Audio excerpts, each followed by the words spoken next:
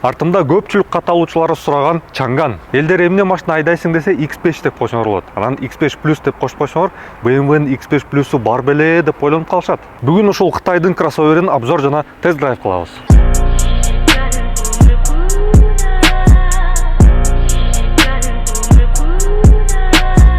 Ал эми дизайн жөнүндө айтып кетсем, алдыңкы дизайны мындай күчтүү чыгыптыр. Агрессия мындай жакшы эле сезилет. Негизи бул унааларда кызыл түстөгү элементтер болот, бирок бул унаанын ээси ошол кызыл түстөгү элементтерди кара түскө чаптатып коюптур. Ал эми капталына келсек, капталы бул мындай Кытайдын эле кроссовери. 95% кроссоверлер дал ушундай көрүнөт. Бирок унаанын ээси ушундай кооз дискаларды салып коюптур. Андан тышкары аморторду ысытып туруп, унаанын клиренсин төмөндөтүп коюптур. Ошондуктан көрүнүшү мындай мыкты болуп калыптыр. Менин оюмча ушул кебетес үчүн шаардагы Чангандарды алып коет го дейм бул. Арты накта китайский окшошуп кетет экен. Кытайлардын көздөрү араң эле ачылат го, момундай карашып. Мунун фаралары деле мындай араң ачылгандай көрүнүп калыптыр. Бирок фаралары светодиод. Артында да, алдында да светодиод фаралары. Ага сөз жок. Анан заводдон ушундай спорт унааларына окшоштуруп, ушундай бамперине диффузор коюлат экен. Андан тышкары X5M Competition деген жазуусу бар экен. Муну ээси чаптатып коюптур. Бул жагында негизи X5 Plus деген жазуусу болуш керек. Негизи бул унаанын ээси немецтерди жактырат окшойт. Анткени номери 666 AMG, анан BMW'нин X5M Competition деген жазуусу. Бирок Чанган айдайт экен. Эгерде өзүңөргө ушундай Чанган сатып алсаңар, айрыкча жаңысын. Биринчиден сөзсүз түрдө мотордун майын алмаштырып койгула. Анан жүрүк отормон майдын деңгээлин текшерип койгула. Эмнеге кыймылдаткычтын майын алмаштырыш керек? Анткени бул унааларга заводдон мындайча айтканда арзан май куюлат. Эмнеге? Анткени бул Чанган мисалы заводдон чыгат, анан ошол арзан май менен дилерге жөнөйт.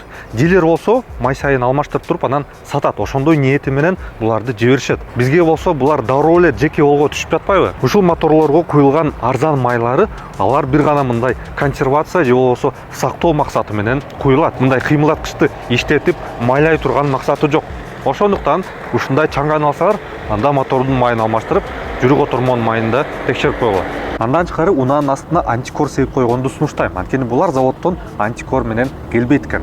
Кышында биздин жолдорубузга туз-пуздарды жакшы эле себет. Ошонун баардыгы унаанын астын чиритет. Эми кыймылдаткыч. Биринчиден ушул унаанын капоту аябай оор экен.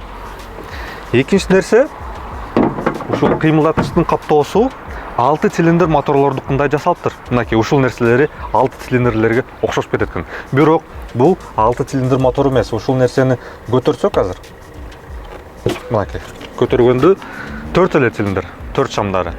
Көлөмү 1.5, турбо кыймылдаткычы, 188 аттын күчү менен жана 300 Нм айлатма учуру менен. 7 баскычтуу робот жүрүк отормосу менен чогуу иштейт. Бул кыймылдаткыч боюнча негизи көп деле маалымат жок. Анткени бул Чангандар 2020 бери чыгарылат. Канчалык ишенимдүү жана канчалык бышык мотор азырынча тилекке каршы маалыматым жок. Бирок убакыт өзү көрсөтөт булардын ишенимдүүлүгүн.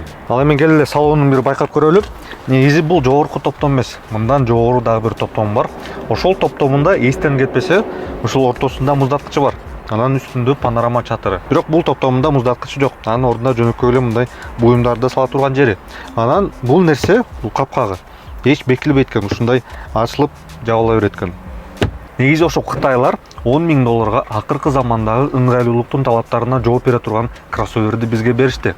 Булардын баасы болсо машина кийжиде эң арзаны $10.000 башталып, кымбаттары $15.000 чейин барат экен. Алдыбызда болсо 3 даана экрандары. Сол тараптан баштасак, бул жагында климат контролдун маалыматы, ортосунда прибор панели, бул жагында мультимедиа системасы. Мультимедиа системасы түшүнүксүз экен. Биринчиден бул жакта кээ бир жазуулар кытайча, кээ бир жазуулар орус тилинде, кээ бир жазуулар англис тилинде. Бул толугу менен русификациядан өтө элек экен. Анан негизи мындай керектүү опцияларды издейм десеңер, анда тапканы кичине кыйын экен. Бирок прибор панели түшүнүктүү. Ортосу силерге ылдамдыкты көрсөтөт. Анан астында болсо мотордун обороттору.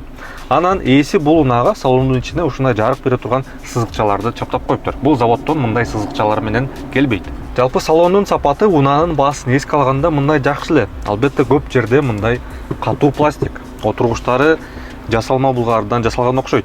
Бирок отургучтары мындай жакшы эле ыңгайлуу сезилет. Баса бул отургучтар болсо мындай орус тилинде кавши деп коет го спорт отургучтарын. Ошол кавшиге окшоштуруп жасалган экен. Бирок бул отургучтарды бир гана колуңар менен жылдырасыздар. Электр приводу заводдон коюлбайт. Бул жакта болсо жүрүк отурмосу, электроручник, автохолд системасы, бул баскыч менен жүрүү режимдерин тандаса болот мынакей. Шиши моши режими, үйдө мощи режими, 赛道模式， сето мощи режими бар экен. Бул рейс режим экен, мындай күчтүү режим бар экен. Рулю мындай жумшак анан ыңгайлуу эле сезилет. Бурганы өтө оңой. Сол тараптагы баскычтар менен круиз контролду башкарасыздар, оң тараптагы баскычтар менен аудио системаны башкарасыздар. Анан албетте терезелерди жана күзгүлөрдү баскычтары менен да башкарасыздар. Үстү мындай кара кездемеден жасалган. Үстүндө мен айткандай эле айнеги бар чатырында. Бул жакта эки бөтөлкө кармагычтары, бирок зымсыз зарядтагычы жок окшойт. Анан бул жакта USB разъему, анан буюмдарды сала турган жери. Болду. Мындай жөнөкөй заманбап салон. Арткы отуруштары кенең. Мынакей буттарым үчүн ушунча орун бар, башым үчүн мынакей ушунча орун бар экен. Климат контролдун дефлектору, USB разъему, анан негизи отуруштары мындай катуу эмес, анан жумшак деле эмес, мындай орточо.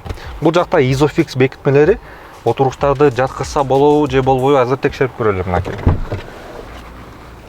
Мынакей болот экен. Ушундай жаткызып койсо болот. Эми жүк салгычын көрсөтүп коелу силерге. Ушул спойлерди баса байканаары өзгөчө дизайндагы спойлер экен мынакей. Жүк салгычында электропривод жок. Жалпы көлөмү 317 литр. Астында толук өлчөмдөгү, жок, бул толук өлчөмдөгү эмес экен.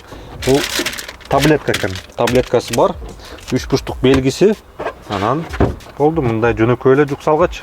Чут осмосу жакшы деп айта албайм, бирок мындай көп деле ызы чуу сезбей элем. Салондун ичинде эч нерсе тырсылдабай эле. Качан тырсылдап баштайт? 5-6 жылдан кийин көрөбүз. Азыркы учурда күйүүчү майдын чыгымы 10,5 литр деп көрсөтүп жатат. Кыймылдатыштын күч кубаты шаар ичи айдаганда же болбосо трассадан бирөөнү ашканга жетет. Турбинасы ага себепкер. Мотордун угулушу төмөнкү обороттордо көп деле угулбайт, бирок бийик обороттордо катуу эле угулат экен. Жүрүк отурмосу жумшак, анан убагында эле которот. Ал эми жүрүү бөлүгүнүн жумшактыгы боюнча жумшактыгы мындай орточо эле. Балким ушул чоң дискалар болгондуктан жүрүшү кичине катуураак. Ошол заводдон коюлган дискалар менен айдап көрүш керек экен. Бурулушу болсо, бурулушу мындай бир кызыктай сезилет. Мисалы кетип баратканда бурганда биринчи алды бурулат, анан арты шашпай бурулат экен. Мындай жолдун үстүндөгү докторский колбасага окшошуп кетет экен. Бул эми силерге мындай арзан баада максимум опцияларды бере турган унаа. Эгерде силер унаанын бурулуш, тартыш, жүрүш мүнөздөрүнө кызыкпасаңар, эч маани бербесеңер, анда бул силер үчүн жакшы вариант. Айрыкча айымдар үчүн. Айымдар мисалы отурат да кете берет. Кандай опциялары кандай иштейт, кандай бурулат, кандай тартат, анын баардыгына кызыкпайт. Заманбап опциялар бар болсо эле болду. Заманбап опциялар бул унаада бар. Айтканым ошол достор. Силер менен машина KG бизди колдоп турула, алдыда дагы кызыктуу обзорлор силер үчүн болот. Бар болула.